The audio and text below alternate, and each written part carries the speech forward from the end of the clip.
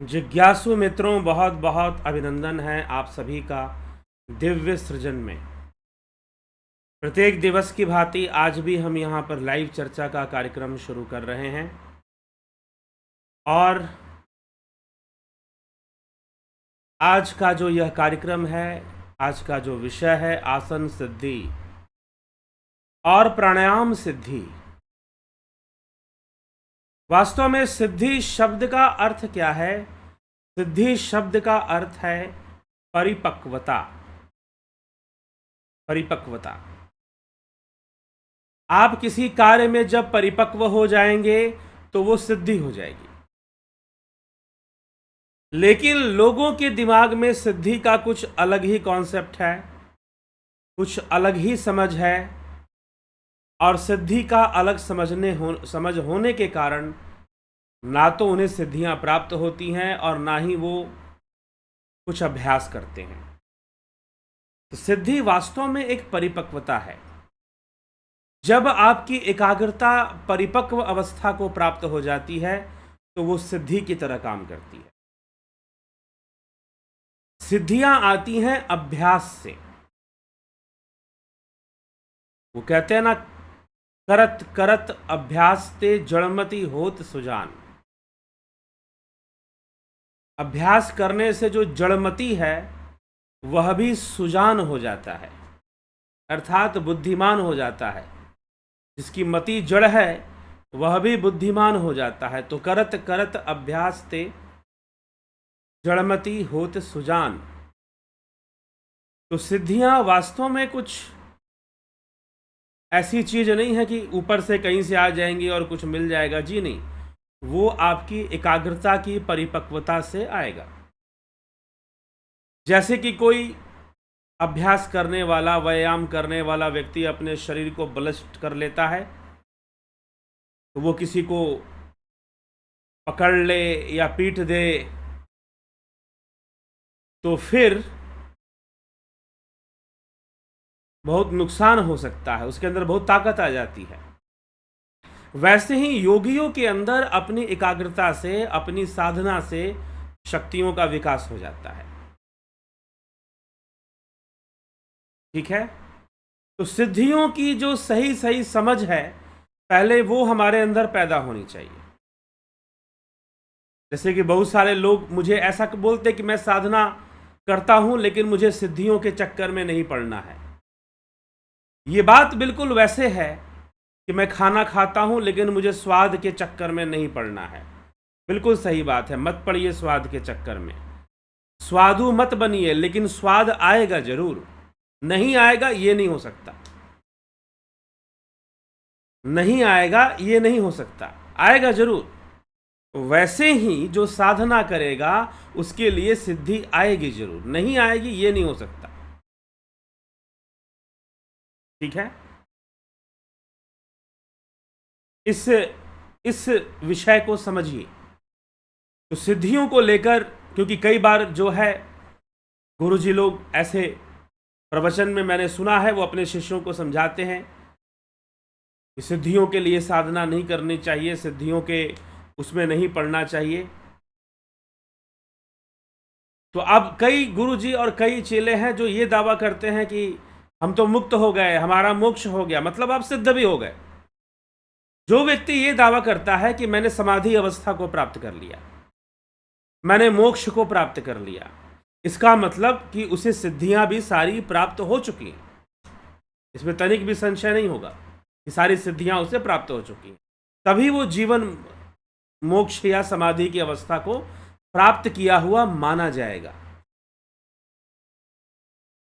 अब यह बात ही योग शास्त्र कहती है, क्योंकि सिद्धियां समाधि से पूर्व आती हैं। ठीक, लय से, पूर्ण लय होने से पहले, कैवल्य होने से पहले सिद्धियां आती हैं। और यह एक योगी की परिपक्व अवस्था है। और जब वह परिपक्व अवस्था और परिपक्व हो जाती है, जैसे कि खीरे का फल पक जाता है, तुम्बी का फल पक जाता है तो अपने आप वो टूटता है डाली से। महामृत्युंजय मंत्र में यही बताया गया है। ओम त्र्यंबकम जजामहे सुगंधिम पुष्टिवर्धनम उर्वारुकमिव बंधनात् मृत्युर्मुक्ति यमामृतात्। ठीक, तो जैसे कि फल पक जाता है तो अपने आप ही वो डाल से टूटेगा, अलग हो जाएगा वो। तो वैसे ही इसी प्रकार हमें यह समझना होता है, हमें यह समझना होता है और इस विषय को हमें समझकर ही सिद्धियों के बारे में चिंतन मनन करना चाहिए। तो व्यर्थ का ये कहने का कोई मतलब नहीं है। हाँ ठीक है, आपको ऐसी प्रेरणा हमारे शास्त्र देते हैं कि सिद्धियों का आना बाधा नहीं है, लेकिन सिद्धियों का व्यर्थ प्रयोग बाधा है। सिद्धियों का अनायास प्रयोग करने से उसमें आसक्ति हो सकती है, लेकिन सिद्धियां आती तो हैं, नहीं आती हैं ऐसी बात नहीं है। ठीक है, नहीं आती हैं ऐसी बात नहीं है, आती हैं। अब समस्या क्या है कि भ्रम फैलाने वाले लोग अपने हिसाब से बातें बता देते हैं और हम फिर भ्रमित हो जाते हैं, फिर सोचते हैं कि ऐसा तो होता ही नहीं होगा। और दूसरी बात कि ऐसा तो करना भी नहीं चाहिए। वो लोग बड़े अब एक जगह पर गुरुजी ने अपने शिष्यों को कुछ समझाया था, एक संस्था की बात कर रहा हूं, सिद्धियों के विषय में। वहां पर गुरुजी ने कुछ ऐसा समझा दिया अपने चेलों को कि चेले ये बोलते थे कि सिद्धियां तो पाप होती हैं, सिद्धियां मिलना तो पाप हो जाता है, उससे योगी का पतन हो जाता है उससे। जी नहीं, सिद्धियों के प्रयोग से पतन होगा। सिद्धियों का जब आप प्रयोग करेंगे और व्यर्थ करेंगे तो पतन होगा, नहीं तो पतन नहीं होगा। ठीक है, तो बहुत अनर्गल बातों का प्रचार हो जाया करता है। और फिर वो लोग जो कहते हैं कि भाई सिद्धियां नहीं, हम तो सीधा मोक्ष को प्राप्त कर रहे हैं, तो ऐसा कोई रास्ता नहीं होता जो सीधा मोक्ष में ले जाए। ठीक है, एक नदी चलती है तो उसे अपने मार्ग से होकर ही जाना होता है, समंदर में मिलना होता है। हाँ ठीक है, किसी के पुण्य हो सकते हैं, पुण्य कर्म हो सकते हैं, अच्छा जन्म हो सकता है, लेकिन ऐसा इस तरह से कोई मार्ग नहीं होता कि अचानक से आपका मोक्ष हो जाएगा, अचानक से आपका कल्याण हो जाएगा। हाँ, ऐसा कहा जाता है गुरुजी चुटकी बजाएंगे और हमारा कल्याण कर देंगे। ठीक, गुरुजी चुटकी बजाकर हमारा कल्याण कर ही देंगे, क्या दिक्कत है। तो ऐसी भी बात नहीं है। हाँ, कोई अपने कर्मों से, अपने सदकर्मों से मोक्ष मार्गी बन जाता है, ज्ञान मार्गी बन जाता है। कृपा दृष्टि पढ़ने से, महापुरुषों की कृपा दृष्टि पढ़ने से उसके कर्मों का नाश होता है और वो ज्ञान मार्गी बन सकता है, वो मोक्ष मार्गी बन सकता है, वो योग मार्ग पर चल सकता है, वह ब्रह्मज्ञान के मार्ग पर चल सकता है। ये हो सकता है, कर्मों का नाश हो सकता है। ठीक, तो यह हमें प्रक्रिया, यही महर्षि पतंजलि जैसे जैसे अष्टांग योग की चर्चा आगे बढ़ाएंगे, सिद्धियों का भी वर्णन वो साथ में करेंगे। तो सिद्धियों का भी वर्णन वो साथ में करते हुए ही आगे बढ़ेंगे, उसको भी हम देखेंगे, सुनेंगे, समझेंगे। ठीक, तो चलिए सूत्रों पर चलते हैं कि महर्षि पतंजलि कौन से सूत्र इस विषय पर हमें बता रहे हैं। तो योग सूत्र के अंतर्गत आगे बढ़ते हुए महर्षि पतंजलि आसन और प्राणायाम की चर्चा कर रहे हैं, और इसकी व्याख्या करते हुए उन्होंने कौन सी बातें कही हैं उसे हम देखते हैं। 46वें सूत्र से यह चर्चा प्रारंभ होती है। स्थिर सुख आसनम, जिसमें स्थिरता हो और सुख हो वही आसन है। आसन क्या है? स्थिर सुख आसनम, जिसमें स्थिरता हो और सुख हो वही आसन है, उसी को आसन कहा जाता है। तो जिस अवस्था में आप स्थिरता पूर्वक बैठ सकते हैं। जिस अवस्था में आप सुखपूर्वक बैठ सकते हैं, स्थिरता और सुखपूर्वक मतलब कि ऐसी अवस्था जिसमें आप लंबे समय तक स्थिर होकर बैठ सके, चंचलता ना रहे शरीर में। ठीक, ऐसी अवस्था जिसमें कि आप लंबे समय तक स्थिर होकर बैठ सकें। दूसरा, आराम से बैठ सके, सुखपूर्वक बैठ सके। उस अवस्था में बैठना आसन कहलाएगा, स्थिर सुख आसनम। लेकिन दूसरे हठ योग के ग्रंथों में घिरंड संहिता, हठ प्रदीपिका में कई आसन बताए गए हैं। कई तरह के ऐसे 4 प्रकार के 5 प्रकार के आसन आपको शिव संहिता में भी बताए गए हैं। तो 15 प्रकार के लगभग आपको हठ प्रदीपिका में बताए जाते हैं। तो इस तरह से कई आसन बताए गए हैं। तो उन आसनों का अभ्यास करना चाहिए कि नहीं? ये करना चाहिए, उससे शरीर लचीला होता है और लंबे समय तक आसन में बैठना आसान होता है। लेकिन वास्तव में उसका उद्देश्य है कि आपके शरीर में कोई ऐंठन, कोई जकड़न ना रहे और आप जब ध्यान के लिए बैठे तो लंबे समय तक आप बैठ सकें, आराम से बैठ सकें। तो स्थिर सुख आसनम, यह स्थिर सुख आसन है। ठीक, तो स्थिर सुख आसन का अभ्यास हमें करना चाहिए। आसन से क्या होगा? जब आप आसन का अभ्यास करेंगे तो इसकी फल की प्राप्ति किस रूप में होगी? आसन का अभ्यास करने से तो महर्षि पतंजलि लिखते हैं, प्रयत्न शैथिल्यानंत समापातभ्याम, प्रयत्न की शिथिलता और अनंत समाप्तियों द्वारा आसन स्थिर और सुख कारक होता है। प्रयत्न की शिथिलता और अनंत समाप्तियों द्वारा आसन स्थिर, प्रयत्न शैथिल्य मतलब कि शिथिलता का अर्थ है आसनों के स्वरूप को विचार कर यथा अवसर लाभकारी आसन को स्वीकार करना अनंत समाप्ति का अभिप्राय है। अनंत समाप्ति करने का मतलब शिथिलता का आना, कंपन आदि जो शरीर में होता है वो होना बंद हो जाए और आप बिल्कुल स्थिर होकर आप बैठ सकें, एकाग्र होकर आप आसन में बैठ सकें।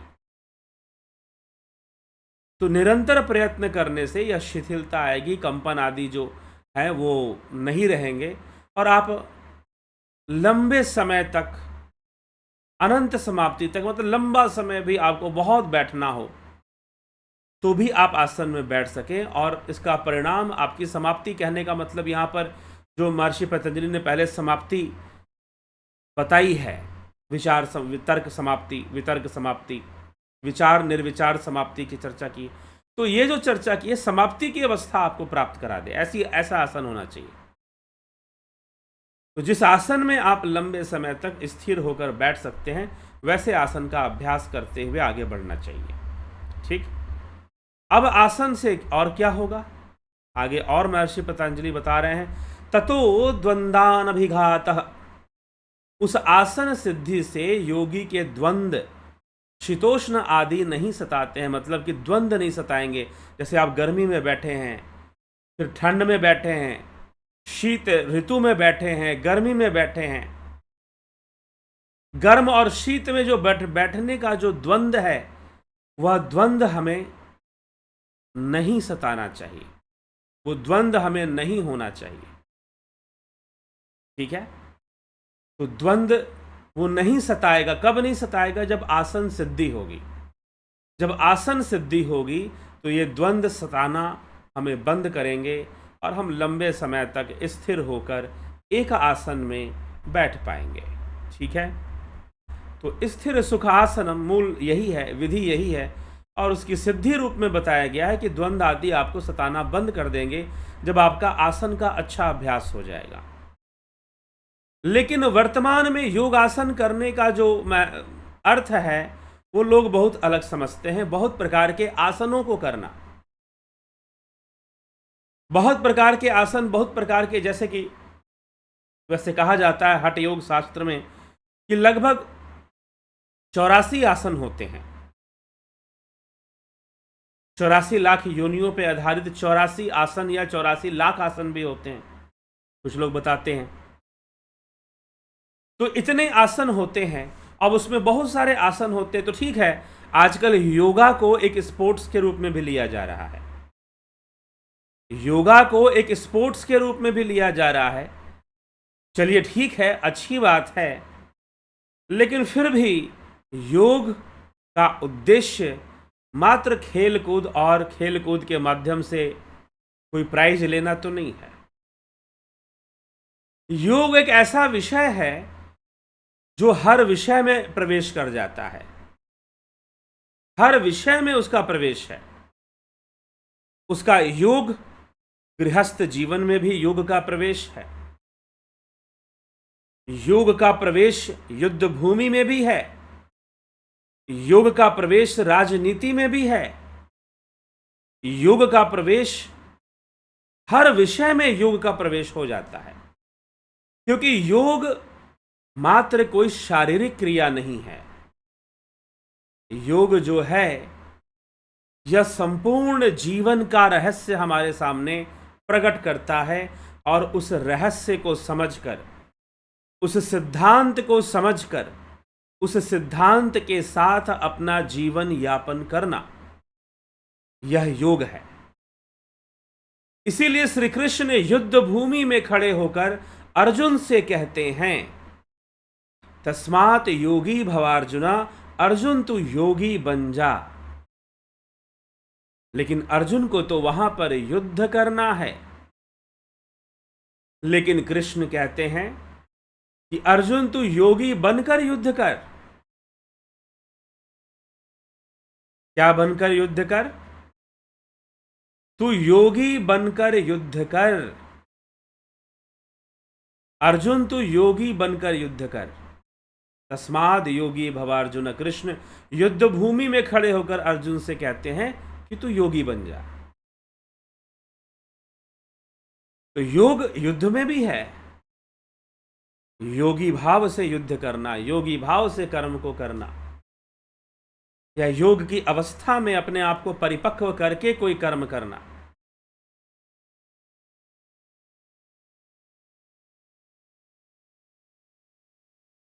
तो यह सब हमें समझने की आवश्यकता है। तो योग करना, योग करने का तात्पर्य क्या है?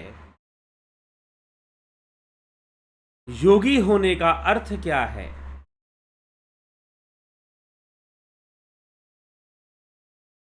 तो योगी होने का अर्थ, योगी बनने का तात्पर्य यही है कि हम योग सिद्धांत को समझकर अपने संपूर्ण कार्यों को करें। और महर्षि पतंजलि वही योग सिद्धांत समझा रहे हैं। तो आसन, लोग बहुत तरह के आसन करते हैं, लेकिन मात्र आसनों को करना ही योग नहीं है, या फिर आसनों का प्रदर्शन ही योग नहीं है। लेकिन फिर भी आसन करने चाहिए, स्वास्थ्य लाभ के लिए अच्छा है। और योग ऐसा विषय है कि जो बहुत अच्छे आसन कर सकते हैं, वो एक तरह से एक खेल कूद का भी रूप धारण कर लेता है, तो वह भी ठीक है। लेकिन योग का पूर्ण लाभ, या योग का कि आप योग मार्गी तभी बनेंगे। योग मार्गी होने का मतलब क्या है? योग मार्ग पर चलना, उस सिद्धांत के साथ जीवन यापन करना जो योग सूत्र में हमें बताए जा रहे हैं, उसको समझना और उसको समझकर जीवन यापन करना, तो हम योगी कहलाएंगे। कृष्ण वही योगी समझा रहे हैं। कृष्ण के अर्जुन तुम योगी बन जाओ और योगी बनकर युद्ध करो, निष्काम भावना से युद्ध करो। ठीक है, तो यह हमें समझना चाहिए। चलिए, तो अगले सूत्र की ओर हम जाएं तो आसन को हमें समझना है। आसन मतलब स्थिर होना, स्थिर होकर सुखपूर्वक जिस अवस्था में हम बैठ सकते हैं उसमें अभ्यास करें, उस अवस्था में ही बैठने के अभ्यास को बढ़ाएं। अभ्यास करने से धीरे धीरे स्थिरता आएगी, शरीर में कंपन हिलना डुलना धीरे धीरे बंद होगा, स्थिरता आएगी, ध्यान लगना शुरू हो जाएगा। चलिए, तो इसके साथ महर्षि पतंजलि अब प्राणायाम की चर्चा करते हैं कि प्राणायाम क्या है। तस्मिन् सति श्वास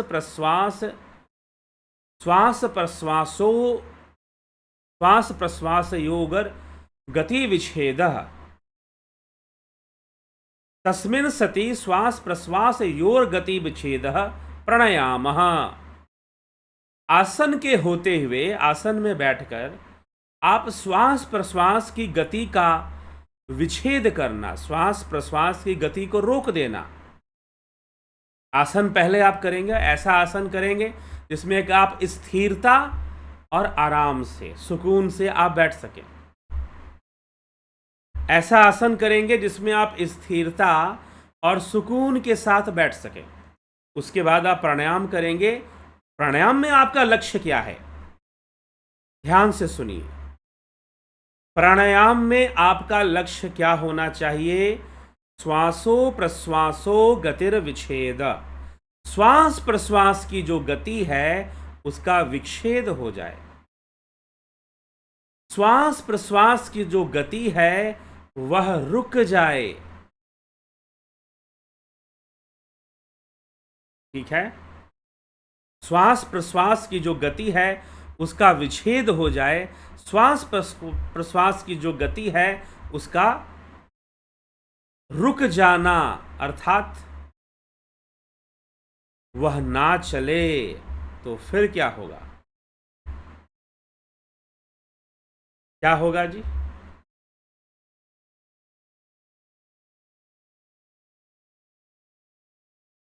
क्या प्राण वायु टिकेंगे? प्राण रहेगा, शरीर में जी रहेगा। श्वास प्रश्वास बस स्थिर हो जाएंगे, बस इतना ही तो कहा जा रहा है। श्वास प्रश्वास जो है बस स्थिर हो जाएंगे, उनमें स्थिरता आ जाएगी।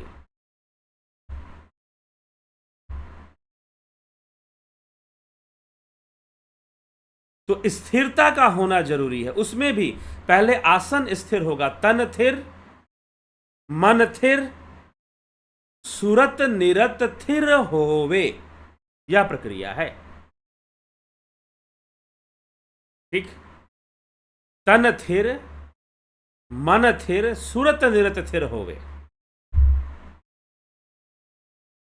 तो तन से थिर होना, पहले शरीर को स्थिर कीजिए, मन स्थिर होगा, फिर यह जो सुरत निरत है वह भी स्थिर हो जाएगा।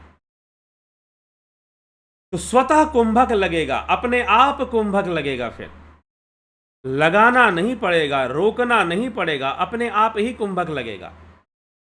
अब इस क्रिया को भी महर्षि पतंजलि बताते हैं। इस क्रिया को योग सूत्र में क्या नाम दिया गया, ध्यान से सुनिए, परीक्षार्थियों के लिए और ज्यादा महत्वपूर्ण है। परीक्षार्थियों के लिए और ज्यादा महत्वपूर्ण है। बाह्य अभ्यंतर स्तंभ वृत्ति निर्देश काल संख्या भी परदृष्टो दीर्घ सूक्ष्म। बाह्य अर्थात रेचक, जब हम श्वास छोड़ते हैं, बाह्य अर्थात प्रश्वास, रेचक कहेंगे। अभ्यंतर अर्थात पूरक, श्वासों को भरना ही अभ्यंतर है। बाह्य अभ्यंतर स्तंभ, यह तीन क्रियाएं महर्षि पतंजलि ने बताई हैं। बाह्य मतलब श्वासों को छोड़ना, अभ्यंतर मतलब श्वासों को भरना, और स्तंभ मतलब रुकना। बाह्य अभ्यंतर स्तंभ वृत्ति देश काल संख्या भी परिदृष्टो दीर्घ सूक्ष्म। बाह्य अर्थात प्रश्वास होता है, रेचक होता है, पूरक होता है, और इन दोनों की गति का अभाव हो जाना स्तंभ वृत्ति कहलाती है। लेकिन इनको वृत्ति भी कहा गया है, स्तंभ वृत्ति, इसे कुंभक भी कहते हैं। स्तंभ वृत्ति, ये तीन वृत्तियां हैं श्वासों की। तो बाह्य अभ्यंतर और स्तंभ वृत्ति देश काल संख्या भी, देश काल के साथ, देश काल की संख्या के अनुसार, आप जिस मौसम में रहते हैं, जिस देश में रहते हैं, और जो काल है, शाम है, सुबह है, रात्रि है, ये बदलती रहती हैं, इनकी चालें चलती रहती हैं। और कुंभक भी होता है, थोड़ा सा कुंभक तो होता ही है अपने आप, वो प्राकृतिक है। हम उस कुंभक की वृद्धि कर दें तो फिर क्या होगा? तो और भी बहुत अच्छा लाभ होगा, और भी बहुत अच्छा लाभ होगा। बाह्य अभ्यंतर विक्षाक्षेपी चतुर्थः, श्वास प्रश्वास दोनों प्राणायाम करके प्राण वायु को स्तंभित कर देना, रोक देना, यह चौथा कहलाता है। यह चौथा क्या भैया? ये चौथा क्या चीज है, समझ लीजिए अच्छे से। ठीक, किसको चौथा कहा जा रहा है? तीन बातें कही गई, एक है बाह्य, एक है अभ्यंतर, एक है स्तंभ। अब वो कह रहे हैं कि इन तीनों का ही, मुख्य रूप से बाह्य और अभ्यंतर का जो स्वतः अपने आप जो रुक जाएगा, अपने आप जो हो जाएगा, वह क्या है? अपने आप जो हो जाएगा, जो अपने आप हो जाएगा, वह केवली कुंभक है। हठ प्रदीपिका ग्रंथ में उसे केवली कुंभक के नाम से जाना जाता है। हिरण्य संहिता में भी इसकी चर्चा है, केवली कुंभक की। हिरण्य संहिता में भी इसकी चर्चा मिलती है, केवली कुंभक की जी। तो केवली कुंभक जो अपने आप होता है, ये चौथी अवस्था है। श्वासों को लेना, श्वासों को छोड़ना, रोकना, इन तीनों से हटकर एक अवस्था है केवली कुंभक, ये चौथी अवस्था है।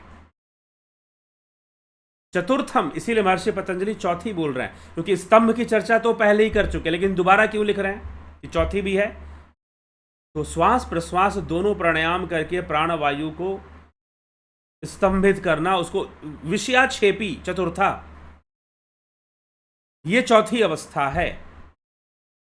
इसीलिए केवली अवस्था के बारे में स्वात्मा राम जी हठ प्रदीपिका में अलग से बताते हैं, अलग से बता रहे हैं। सारे प्राणायामों की क्रिया बताने के बाद वो अलग से केवली के बारे में बता रहे हैं, क्योंकि केवली अलग चीज है। केवली का संबंध यह भस्त्रिका, कपालभाति, अनुलोम विलोम, इनसे इसका संबंध नहीं बनता। तो हठ प्रदीपिका ग्रंथ में केवली, और केवली से नाद लाभ होता है, यह भी है। केवली अगर सही से होगा तो नाद लाभ होगा। तो ध्यान योग का कोर्स जिन लोगों ने कर लिया है वो अच्छे से जानते हैं। श्वास प्रश्वास की गति का विच्छेद किस प्रकार से होगा, विषयाक्षेपी चतुर्था कैसे होगा, श्वास प्रश्वास का जो विषय है उसका क्षेप कैसे होगा, किस प्रकार से वो विलुप्त होंगे, गायब होंगे और स्थिर हो जाएंगे, यह आपको ध्यान योग के कोर्स में, प्रणव साधना में इसका अभ्यास आपको कराया जाता है। बाकी के जो हठ योग में जो क्रियाएं बताई गई हैं, अनुलोम विलोम, उन सब का भी अभ्यास ध्यान योग में कराया जाता है, पहले कराया जाता है, वो हठ योग के अंतर्गत आ जाता है। हठ योग पर आधारित जो साधना है वो गाइडेड मेडिटेशन में आ जाता है। लेकिन ट्रांसेंडेंटल मेडिटेशन जो है वो नादानुसंधान पर आधारित है। हठ प्रदीपिका ग्रंथ के अनुसार नादानुसंधान पर आधारित है, जो ट्रांसेंडेंटल मेडिटेशन का जो कोर्स आपको दिया जाता है। तो वहां पर केवली का अभ्यास भी होता है। ऐसी अवस्था जहां स्वतः ही अपने आप, ध्यान की ऐसी अवस्था जहां स्वतः ही अपने आप आपके श्वास प्रश्वास की जो गति है वह स्वतः ही रुक जाती है, जबरदस्ती रोकना नहीं पड़ता, अपने आप ही स्थिर हो जाती है, और आप एक चीर शांति, एक अद्भुत शांति का अनुभव करते हैं, एक हल्कापन, एक स्थिरता, एक लाघवम का अनुभव वहां पर होना शुरू हो जाता है। तो यह प्राणायाम रहस्य है। तो वास्तव में जिस समय ऐसी अवस्था बनती है जहां पर श्वास और प्रश्वास की गति का विच्छेद हो रहा है, श्वासो प्रश्वासो बाह्य अभ्यांतर विषयाक्षेपी चतुर्थता। क्यों जी? बाह्य अभ्यांतर विषयाक्षेपी चतुर्थता, जहां पर बाह्य और अभ्यांतर का विक्षेप हो जाने से, विच्छेद हो जाने से चौथी अवस्था बनती है, चतुर्थ अवस्था बनती है। ध्यान योग का जो कोर्स करते हैं उनको यह अभ्यास करवाया जाता है कि आप ऐसी अवस्था में चले जाओ जहां पर बिल्कुल आना जाना दोनों बराबर हो जाए, आना जाना दोनों बराबर हो जाए। स्मिता सावंत जी, हाँ, रुक जाती हैं, स्वतः ही रुक जाती है, कोई रोकने का जबरदस्ती नहीं करना पड़ता। जैसे कि आप कुंभक क्रिया करते हैं तो आप उसे रोकते हैं, आपने श्वास लिया, अंदर रोका, फिर छोड़ा। नाड़ी शोधन क्रियाओं में आप ऐसा करते हैं, लिया, रोका, वो एक अलग प्रैक्टिस है। लेकिन चौथी अवस्था, यहां पर जो चौथी अवस्था, अपने आप श्वास प्रश्वास का स्थिर हो जाना, यह चौथी अवस्था है। स्वतः ही श्वास प्रश्वास का स्थिर हो जाना, यह चौथी अवस्था है। तो ये होना शुरू हो जाए, ऐसी अवस्था की ओर आपको प्रेरणा मिल जाए, ऐसी अवस्था की ओर आप स्थिर होना शुरू हो जाए। ठीक है? तो फिर निश्चय ही आपको बहुत लाभ प्राप्त होगा, आप बहुत लाभान्वित हो पाएंगे, वास्तव में साधना हो पाएगी, फिर ध्यान योग हो पाएगा, फिर नाद श्रवण, नाद बिंदु का लाभ आप उठा पाएंगे, अमृत प्राप्ति का लाभ आप उठा पाएंगे। तो यह सब चीज़ें हैं योग मार्ग में। तो यह आसन और प्राणायाम, पहले आसन को स्थिर कर सुखपूर्वक और स्थिरता से, जिस अवस्था में आप लंबे समय तक बैठ सकते हैं, सो सकते हैं नहीं,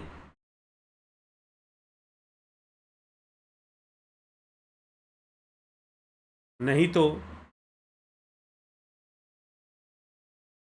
ऐसा भी तो कहा जा सकता ना भाई हम लेट जाते हैं, स्थिर भी रहेंगे और सुखपूर्वक। जी नहीं, बैठ सकते हैं, जिसमें आप बैठ सकते हैं, बैठने की बात की जा रही है। बैठें, उसका अभ्यास करें, निरंतर अभ्यास करेंगे तो एक स्थिरता आ जाएगी, एक स्थिरता आ जाएगी, निरंतर अभ्यास करेंगे तो। ठीक? और जब एक स्थिरता आ जाएगी,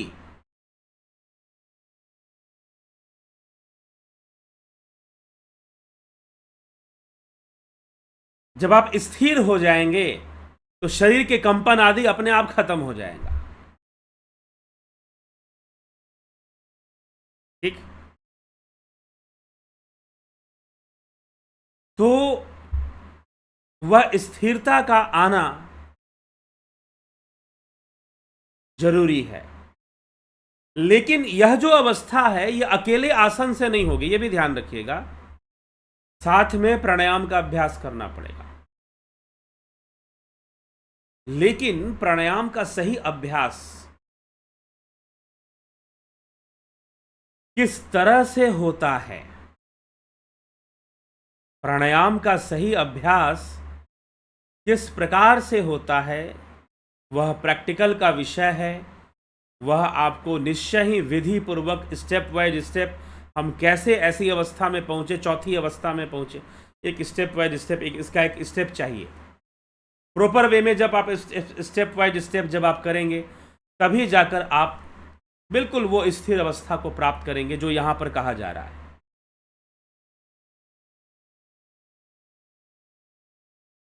जो यहां पर कहा जा रहा है, आप उस स्थिर अवस्था को प्राप्त करेंगे।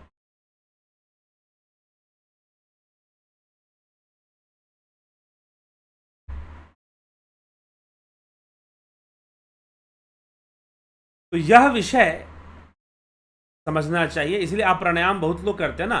अब वही बात है, स्वरूप बिगड़े हुए हैं, हम किसी और विषय को, जो आप क्रियाएं करते हैं कपालभाति, ये सब आप यौगिक क्रियाएं इनको समझिए, इनको प्राणायाम मत समझिए।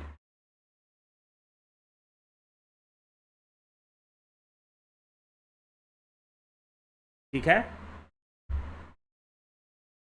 तो यह हमें समझना चाहिए, यह हमें इसका अर्थ हमें समझना चाहिए।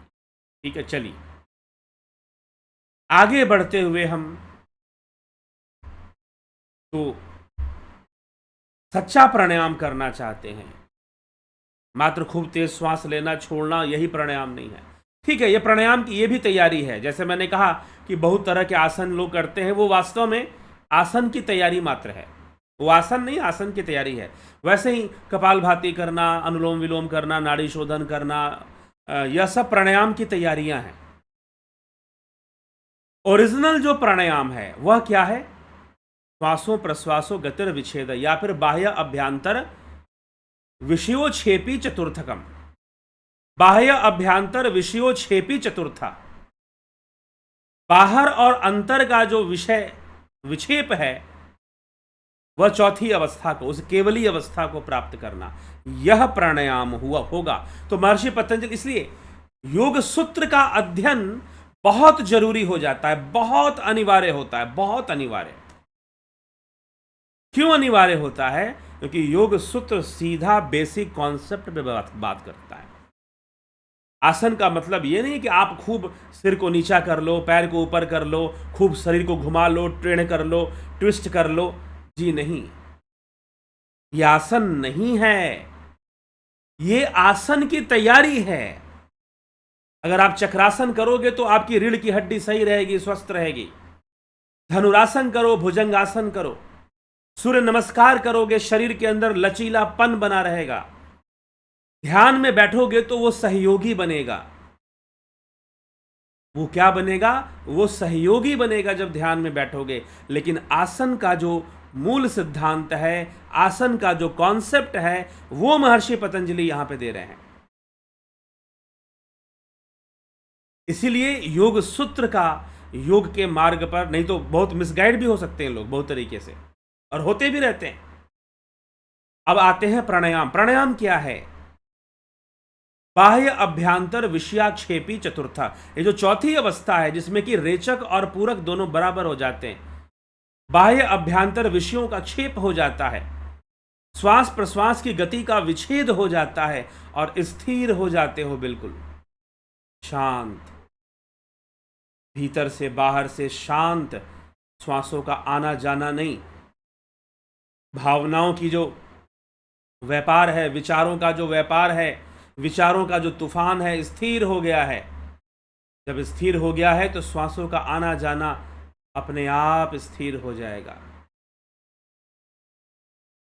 जब ऐसा होगा तो प्राणों का नियमन होगा, प्राणों पर आपका कंट्रोल आएगा। ऐसी अवस्था में ही नाद उत्पन्न होगा, ऐसी अवस्था में ही नाद उत्पन्न होगा।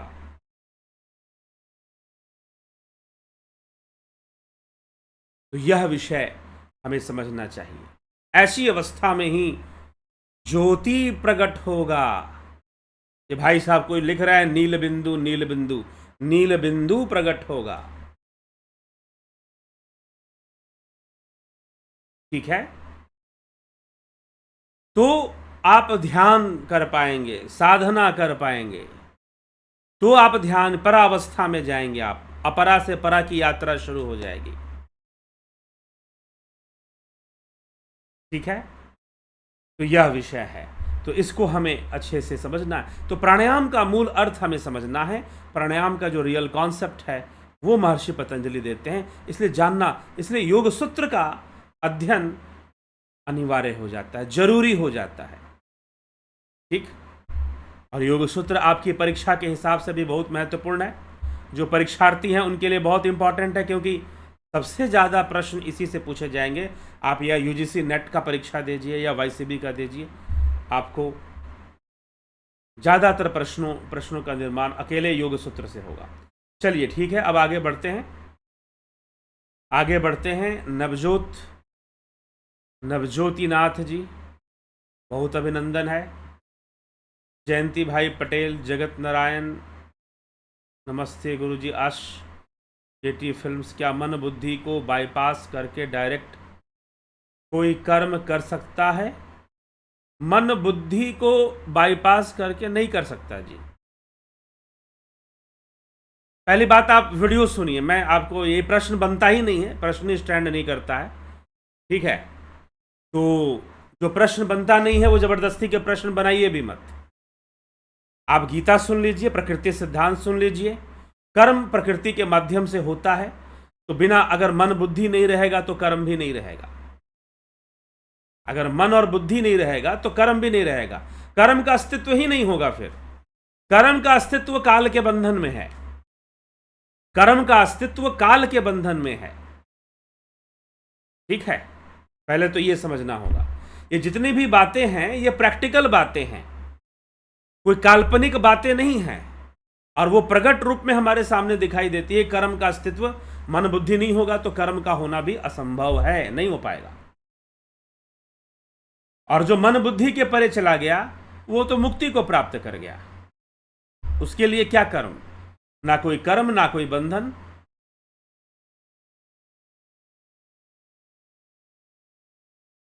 रूपलाल विश्वकर्मा जी, इन्होंने मार्स मेंबरशिप ज्वाइन कर लिया, रूपलाल जी ने, बहुत अच्छी बात है। फिलॉसफी का कोर्स इन्होंने ज्वाइन कर लिया, रूपलाल विश्वकर्मा जी, इसीलिए ग्रीन कलर से अलग स्टार के साथ जो लोग मार्स मेंबरशिप ज्वाइन करेंगे उनके नाम के आगे एक स्टार जुड़ जाएगा, ठीक है, स्टार मेंबर हो गए ये लोग। राजू पाल जी, चितरंजन बरुआ जी, बहुत अभिनंदन है। नरसाराम जी, एनके पेडी, शंकर प्रसाद, श्वेता राय सिन्हा जी, बहुत अभिनंदन है आपका। अवनी प्रधान जी, अमन कक्कर जी, राम लखन राजपूत, संतोष गुप्ता, उत्कर्ष तिवारी, एमके पीडी, ज्योति दत्ता, अवधेश कुमार जी, विनोद कुमार जी भी स्टार मेंबर बन गए, शिखर शर्मा जी, धनराज सिंह राजपूत, घनश्याम सरोदे, राकेश मराठे, घनश्याम सरोदे जी, उषा श्रीवास्तव जी, सुहास राणे, एके त्यागी, रतन सिंह, विष्णुचंद्र मौर्य, विमला शाह, बीखू कुचाड़िया, अनिल कुमार, काशीनाथ जी। क्या साधना में सूक्ष्म शरीर का विस्तार हो जाता है? बिल्कुल होता है, और यह अनुभव में भी आता है। जो लोग साधना करेंगे उनके अनुभव में भी ऐसा अनुभव आ सकता है कि सूक्ष्म शरीर का विस्तार हो रहा है। जी हाँ काशीनाथ जी, बिल्कुल होता है ऐसा। श्वेता कुमारी जी, रामविलास जी, कन्हाई कुमार जी, नंदी जी, विजय बाला, राजेश भाई मकवाना, सतीश कुमार, राहुल तिवारी, मनोज सीएससी, नीतीश सिन्हा, आश केटी फिल्म,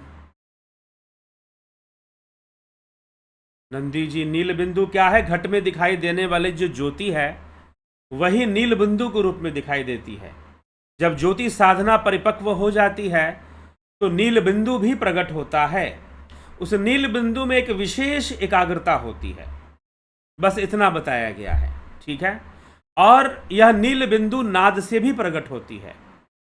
जब व्यक्ति नाद ध्यान करता है और नाद में पूरी एकाग्रता लगा देता है तो भ्रिकुटी के मध्य में नील बिंदु दिखाई देती है। मैं अपने अनुभव से बता रहा हूं, अपने अनुभव से बता रहा हूं। हाँ, इस नील बिंदु के बारे में कुछ कुछ योगियों ने, हालांकि मूल शास्त्रों में इसकी कोई चर्चा नहीं है, लेकिन कहीं कहीं पर ऐसे बताया गया है कि भाई वो अनेक रूप धारण करने वाला हो जाता है, विशालता को प्राप्त करता है, उसकी सिद्धि होती है, इस तरह की बातें हैं, ठीक है। तो लेकिन नील बिंदु दिखता जरूर है, यह चीज है, ठीक। इसको समझना चाहिए, यह अनुभव का विषय है। जब सही से ध्यान योग का मार्ग होगा तो यह भी अनुभव होगा, लेकिन यह अनुभव एक कोई आखिरी अनुभव है या सबसे बड़ा अनुभव है, ऐसा भी नहीं। इसके बाद भी बहुत कुछ है, इसके बाद भी बहुत कुछ है। हाँ, अगर आप, मैं जो नील बिंदु के बारे में बता रहा हूं, अगर आपका कोई नील बिंदु अलग ही है तो फिर वो आप जानिए वो आपने क्या प्रश्न किया है। लेकिन मैंने जो नील बिंदु के बारे में जो मैं जानता हूं वो आपको बता रहा हूं, और जो मेरा अनुभव है मैं उससे बता रहा हूं। नील बिंदु का प्राकट्य, ये अच्छा प्रश्न है। अगर आपने सही प्रश्न किया है, जैसा मैं उत्तर दे रहा हूं वैसा, तो विशेष रूप से नील बिंदु भ्रिकुटी के मध्य दिखाई देता है जब नाद सुनाई देता है। नाद में जब तल्लीनता होती है, अगर मान लीजिए योगी ज्योति की तरफ बिल्कुल ध्यान ना दे, नाद साधना पर अगर ध्यान दे, तो नाद जब परिपक्व हो जाएगा तो अपने आप यहां पर एक ज्योति बिंदु स्वरूप नीले रंग की दिखाई देती,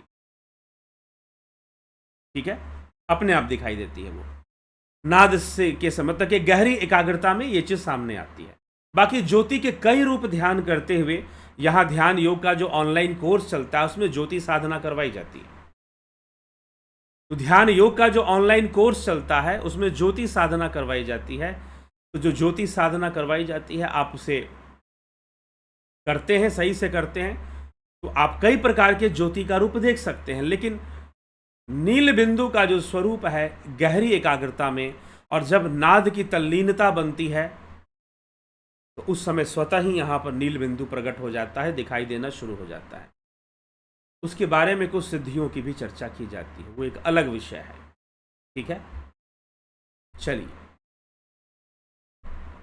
रहस्य सपनों का, स्मिता सावंत जी बहुत अभिनंदन, पंकज सोनी, जलाराम राय का,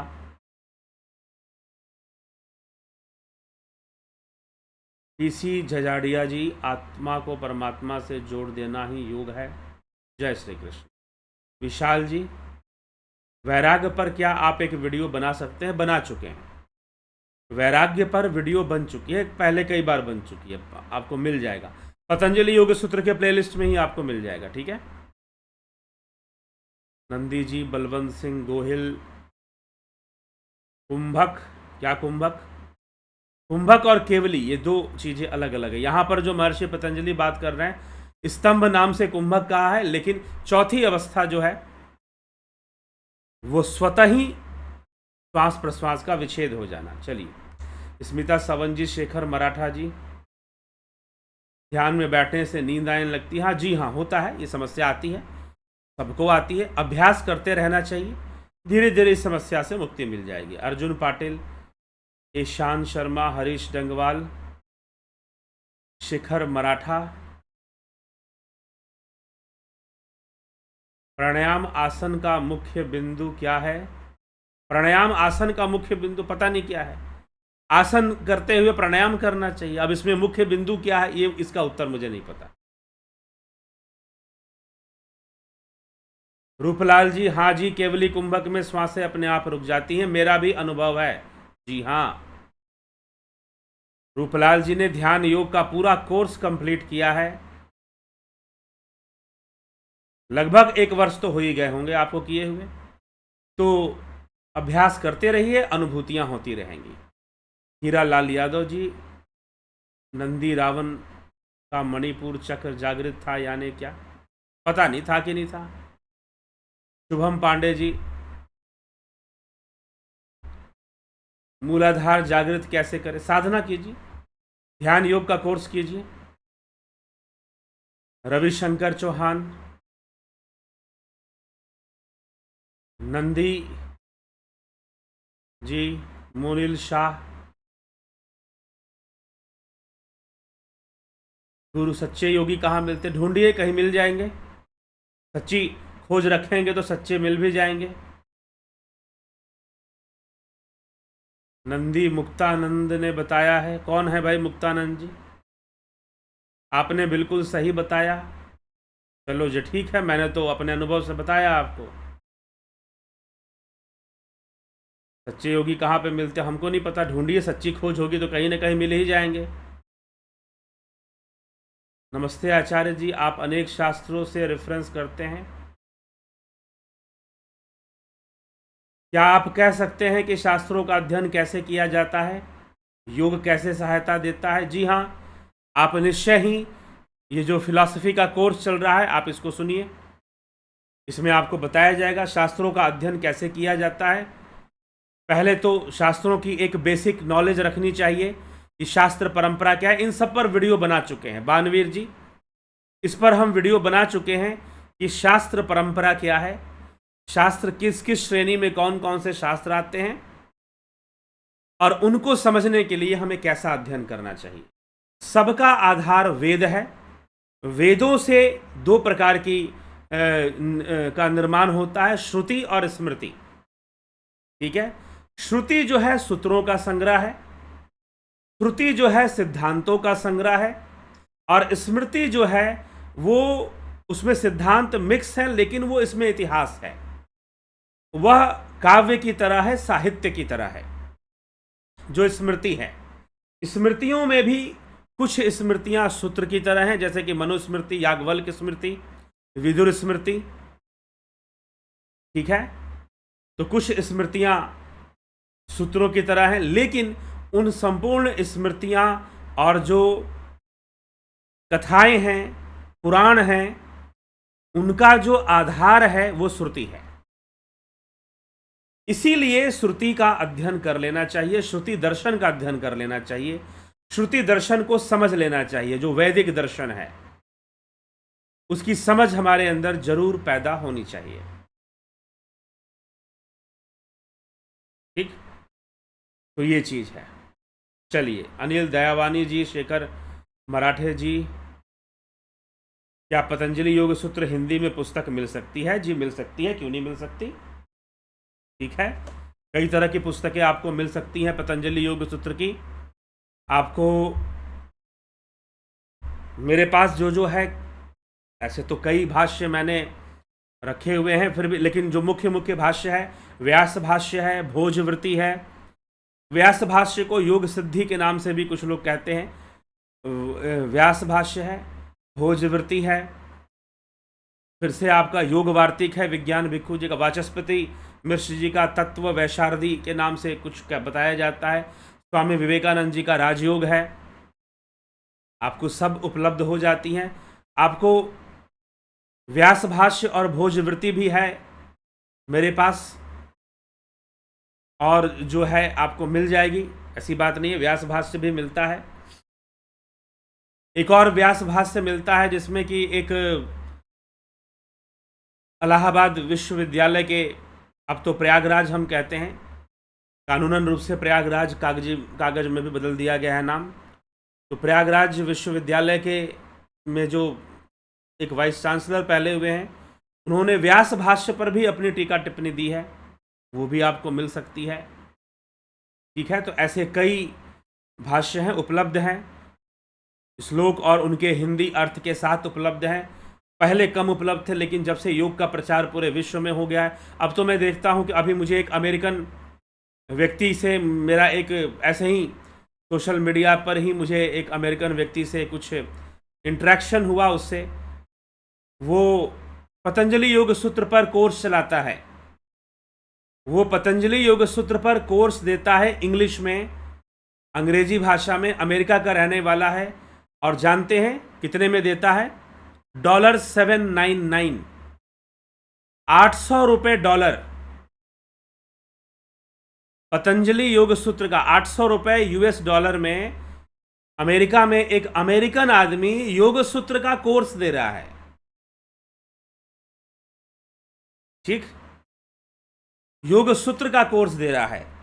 ये एक भाष्य है, व्यास भाष्य है ये, ठीक ना, ये ग्रंथ जो है। तो आपको योग सूत्र का कोर्स कितने में? $800। $800 कितना होता है बता सकते हैं आप? $800 कितना रुपया हो सकता है? आपको अंदाजा है रुपीस में कितना हो जाएगा $800? लगा सकते हैं अंदाजा? $800। सोचिए, लगभग 1 लाख रुपए से ऊपर चला जाएगा शायद।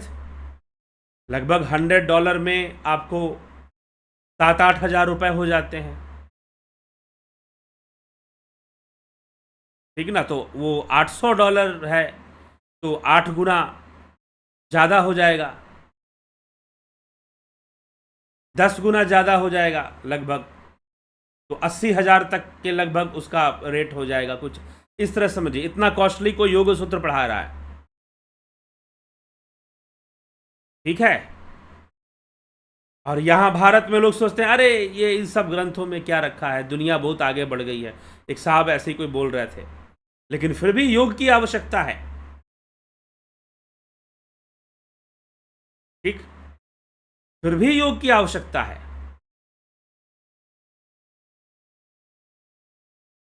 तो $800 10 गुना ज्यादा हो जाएगा, 8 गुना नहीं।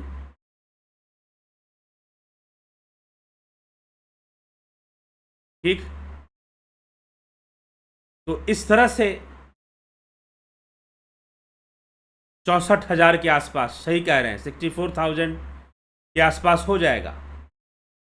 तो इस तरह से लोग योग सूत्र का कोर्स सोचते हैं, आपको यहां फ्री में मिल रहा है, आपको यहां निःशुल्क प्राप्त हो रहा है और पूरा समय देके प्राप्त हो रहा है, कोई जल्दबाजी में प्राप्त नहीं हो रहा है। ठीक है, तो चलिए यही विषय है, आगे बढ़ते हैं, समय काफी हो गया है। तो शेखर शर्मा जी, नंदी जी, नित्यानंद गणेशपुरी के शक्तिपात अवधूत थे, उनके शिष्य मुक्तानंद, ठीक है। मोनील शाह जी, हम क्या सिद्ध योगी को देखकर पहचान सकते हैं? जी नहीं, इतनी आसानी से तो नहीं पहचान सकते। स्मिता सावंत जी, बुक डिपो में मिल जाएगी, पतंजलि योग सूत्र मिल जाएगी, ऑनलाइन भी मिल जाएगी, आपको लेना चाहे तो। मोनील शाह, तुरिया स्थिति पर कई चर्चाएं हो चुकी हैं पहले भी। ठीक है, आगे बढ़ते हैं, चलते हैं और विराम देते हैं आज की चर्चा को। कल आगे प्रत्याहार की ओर हम बढ़ेंगे। प्रत्याहार जो अगला अंग है, पांचवा अंग है अष्टांग योग का। यम नियम हो गया, आसन प्राणायाम हो गया, 4 अंग हो गए। पांचवा अंग प्रत्याहार, उस पर हम चर्चा को आगे बढ़ाएंगे। ठीक है, तो अभी विदा लेंगे आपसे। बहुत बहुत आभार आप सभी का। कुछ सूचनाएं हैं महत्वपूर्ण। 25 अक्टूबर से फिलॉसफी का जो कोर्स शुरू होने वाला था वो 25 अक्टूबर से नहीं होगा, क्योंकि कई कारण है 25 अक्टूबर से नहीं होने के। एक तो दिवाली है, त्यौहार है, तो लोग व्यस्त होते हैं और उस दिन कोर्स का प्रारंभ होगा तो बहुत लोग ध्यान नहीं दे पाएंगे। तो कोर्स शुरू होगा 29 अक्टूबर से, 29 अक्टूबर। तो लगभग 10 दिन का समय है, आप फिलॉसफी का कोर्स ज्वाइन कर सकते हैं। 10 दिन का समय है आपके पास, आप फिलॉसफी का कोर्स ज्वाइन कर सकते हैं। तो 29 अक्टूबर, 29 अक्टूबर से अब हम कोर्स शुरू करेंगे फिलॉसफी के लिए। 25 अक्टूबर वाला डेट बढ़ा दिया गया है, दिवाली का त्यौहार है और आसपास बहुत सारे त्यौहार होते हैं। धनतेरस होता है, भूत चतुर्दशी होती है, भाई दूज होता है, तो अनेकों त्यौहार आसपास साथ में, लगभग 5 पर्व होते हैं एक साथ दिवाली में। तो वो भी होता है, छठ पर्व भी होता है वैसे, लेकिन वो छठ पर्व 30 तारीख को है, 30 और 1 तारीख, 30-31 को ऐसे लगेगा। तो 29 तारीख से जो है 29 से छठ पर्व उस तरह से व्यापक रूप से हर जगह नहीं मनाते हैं लोग, फिर भी पहले की तुलना में ज़्यादा मना रहे हैं। लेकिन तो है 29 को भी छठ का एक छोटा सा, छठ पर्व भी 3-4 दिन का पर्व है ये, तो वो फिर भी वो शांत पर्व है, वो दिवाली की तरह पर्व नहीं होता, बहुत शांतिपूर्वक मनाने वाला पर्व है। तो उसमें साधनाएं होती हैं छठ में, तो इसीलिए हाँ, उसको भी लोगों ने अब प्रदूषित कर कर उसे भी बहुत अलग ढंग का रूप दे दिया है छठ पर्व को, लेकिन मूल रूप से वो बहुत शांति वाला पर्व है। तो ठीक है, जो है 29 तारीख से, 29 अक्टूबर से फिलॉसफी का कोर्स शुरू होगा, 25 तारीख से नहीं होगा। मुख्य रूप से कारण है दिवाली पर्व, दीपावली के कारण 25 अक्टूबर से नहीं शुरू करेंगे, क्योंकि लोगों की एकाग्रता नहीं रहेगी, तो फोकस नहीं करेंगे, तो ध्यान से सुनेंगे नहीं, तो लाभ नहीं मिलेगा। किसी ने मुझसे यह कहा कि ऐसी समस्या 25 अक्टूबर को रहेगी, इसलिए आप इसको पोस्टपोन कर दीजिए। इसको हम पोस्टपोन करते हैं 29 अक्टूबर से, 29 अक्टूबर से शुरू होगा फिलॉसफी का कोर्स। ठीक है, हाँ, ध्यान योग का कोर्स 20 तारीख से शुरू हो जाएगा। ध्यान योग का कोर्स जो है वो 20 तारीख से, जैसे हर महीने 20 को शुरू हो रहा है लगभग पिछले 3-4 महीनों से, तो 20 तारीख से शुरू हो जाएगा। ठीक है, चलिए इसी के साथ मैं विचारों को विराम देता हूँ। कल फिर मिलता हूँ आप सभी से लाइव चर्चा में। बहुत बहुत आभार आप सभी का। ज्योतिष संबंधी कोई जानकारी लेना चाहते हैं या फिर जन्म कुंडली विश्लेषण, कोई कोर्स नहीं चल रहा ज्योतिष पर अभी उसके लिए थोड़ा टाइम है, उसको बढ़िया से कोर्स को प्रिपेयर करना है और फिर उसको हम प्रेजेंट करेंगे, क्योंकि ज्योतिष का जो कोर्स है ये बहुत सरल चीज़ नहीं है, बहुत आसान चीज़ नहीं है ये, और एक डीप स्टडी होती है यह, इसीलिए जो है इसमें लंबा समय लगता है। वास्तव में सही से कुछ समझने जानने के लिए एक लंबा समय इसमें लगता है। तो इसलिए इसका कोर्स जो है बाद में लाया ज़रूर जाएगा, ऐसा नहीं है, भविष्य में आएगा, लेकिन एक अच्छे से फिर आएगा, जो आएगा वो अच्छे से आएगा। ठीक है, तो चलते हैं, अभी आगे बढ़ते हैं और